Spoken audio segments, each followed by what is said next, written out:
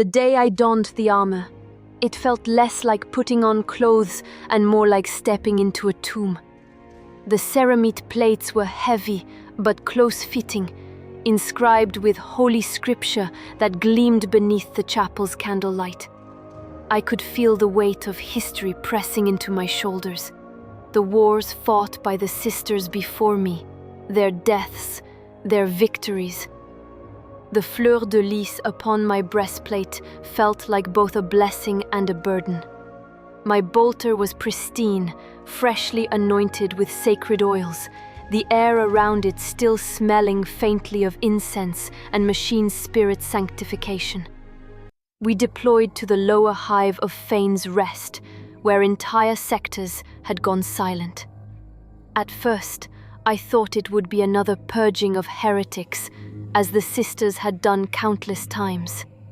But when we emerged from the dropship, the streets were wrong, silent, yet slick as though rain had fallen, though the sky above was dry. The shadows seemed to twist as we moved. The first corpse we found was still standing, skin flayed from head to toe, hung like a veil from the face, the body pinned upright by something thin as a needle, but strong enough to hold bone. The sister beside me muttered a prayer of warding. Then I saw them. They came like ghosts, moving with a speed that mocked human sight. Armor like a spider's shell, masks grinning with cruelty, blades that shimmered as if thirsting. And among them, I saw women, slender, alien, yet unmistakably female, moving with grace that was almost beautiful, were it not for the shrieks that followed their passing. The Drakari, dark Eldar, one of them descended upon us, her weapon a whip of glittering segments that wrapped around a sister's arm and tore it clean away. I had faced men with swords before, in my first life, but never this, never an enemy who fought like a dancer, killing with elegance and delight. In that moment, something deep in me hesitated. She was a woman, not human, no, but still with the form of one, still with the same quickness of eye and hand I had once seen in the maidens of France. In my first life, I could never have drawn steel against such a one without mercy first. But in this life, there was no mercy. The voice spoke, clear and commanding in my mind. Fire! My bolter kicked hard into my shoulder. The mass-reactive shell struck her center mass and blundered apart into smoke and gore. The hesitation burned out of me with the smell of blood and promission. She had been an enemy. That was all that mattered. The battle became a blur of screaming metal and echoing gunfire. The Drukari fought like shadows given form, but we were the Emperor's light, and we would not yield. I saw horrors I will never forget. Humans carried away in hooks to be butchered alive, sisters dragged into the darkness with only a cut-off cry. I had thought I knew war, but war in the 41st millennium was not a contest of arms. It was a devouring beast that swallowed entire worlds. When it was over, the streets were wet with more blood than I thought a city could hold. The Drukari had fled, but not before taking many with them. I stood over the corpse of one I had slain. Her mask shattered, revealing features both beautiful and wrong.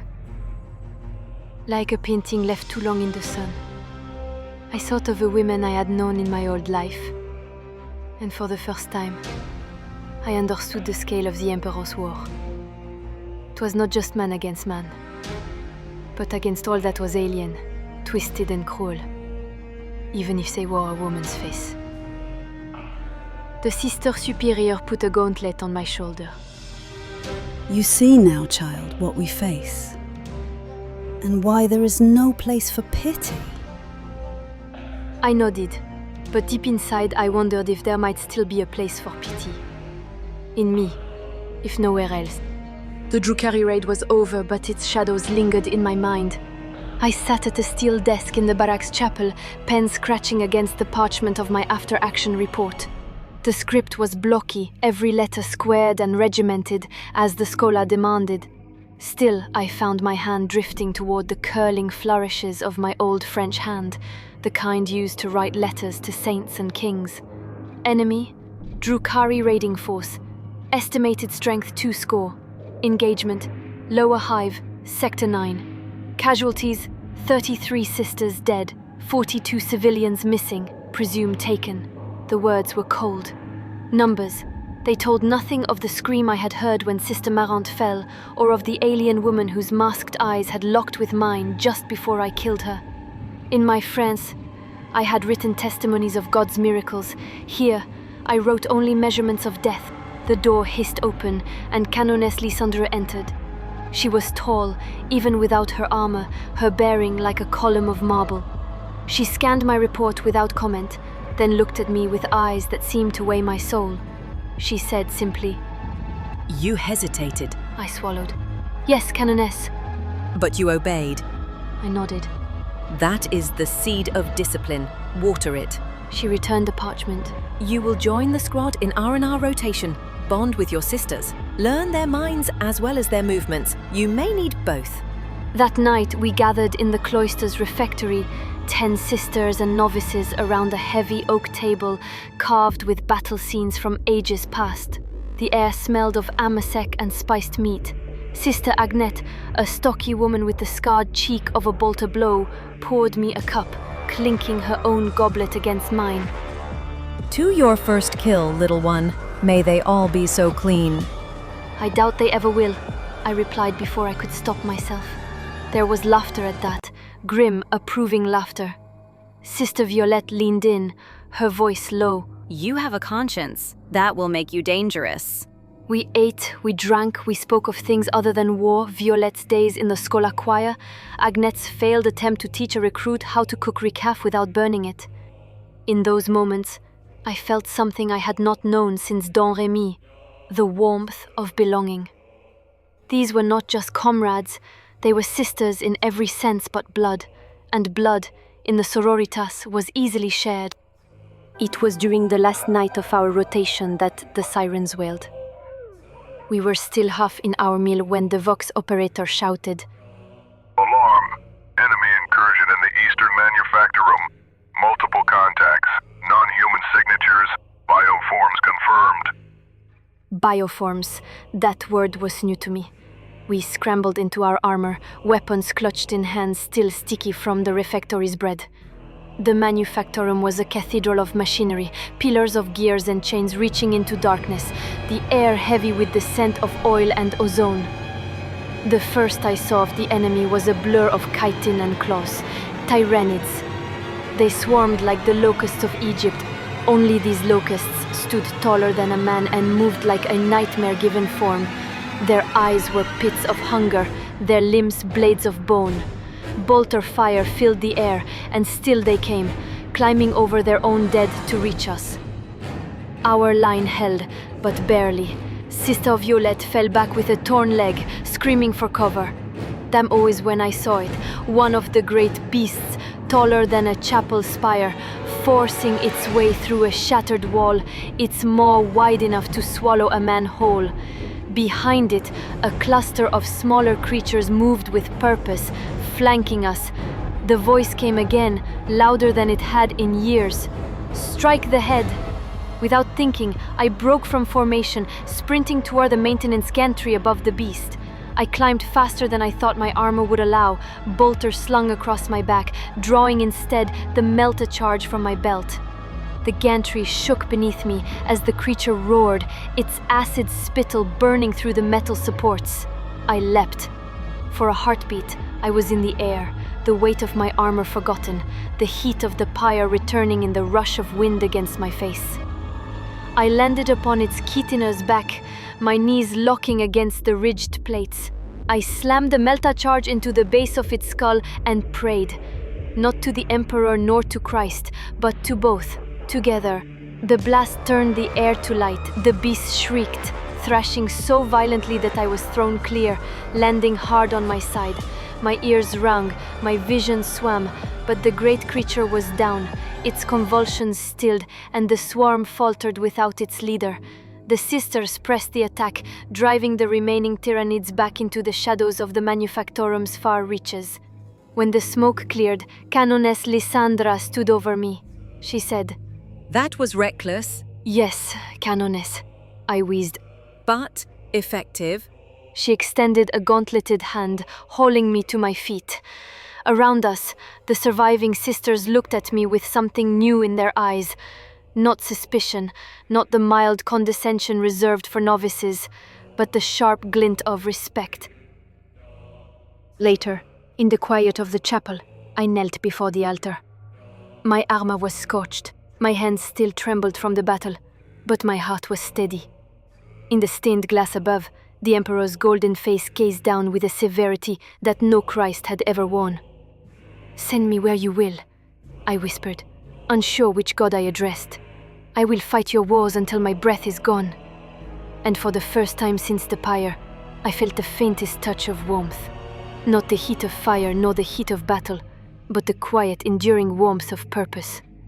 The summons came without explanation. Canoness Lysandra's voice was low but taut as she delivered the order. You are to accompany a detachment to the shrine world of Velaskar 9. You will meet with Ephrael Stern. Say nothing of her to outsiders. You will understand why soon enough.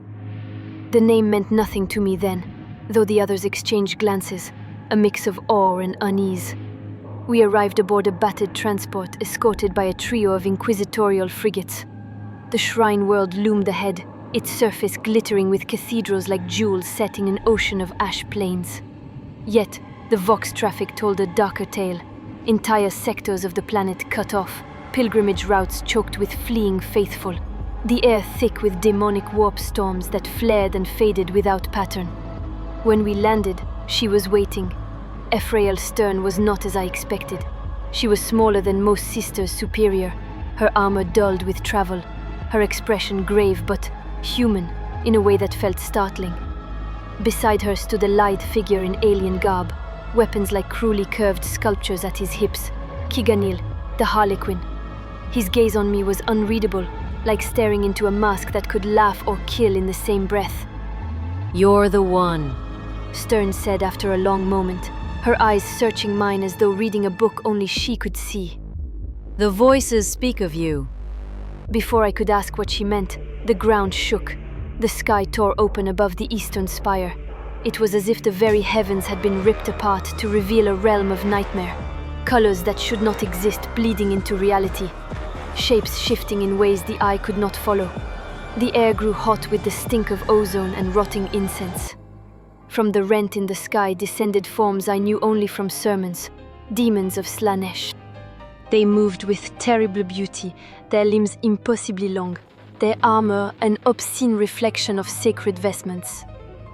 Some bore the lithe forms of woman, others the bestial heads of serpents or birds. All of them wrong, yet compelling in a way that made my stomach twist. The sisters formed ranks, bolters roaring in disciplined fury. Stern moved like a storm, her blade glowing with a light that hurt the eye. Kigonil was a blur, each step a dance, each sweep of his weapon ending in an enemy's death. I fired until my bolter's barrel smoked, until the heat of it burned through my gauntlets, but the demons kept coming, some falling only to dissolve into oily mist, others shrugging off wounds that would have felled a man.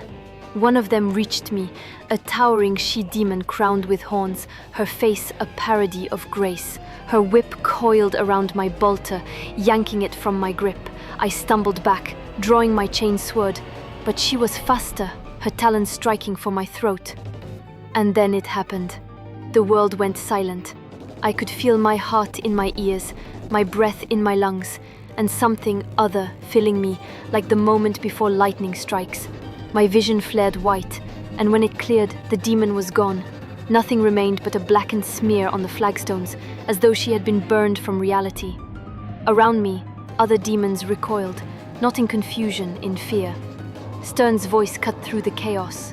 With me, Joan. Don't question it. Use it. I moved without thought, each step echoing with that same inner thunder.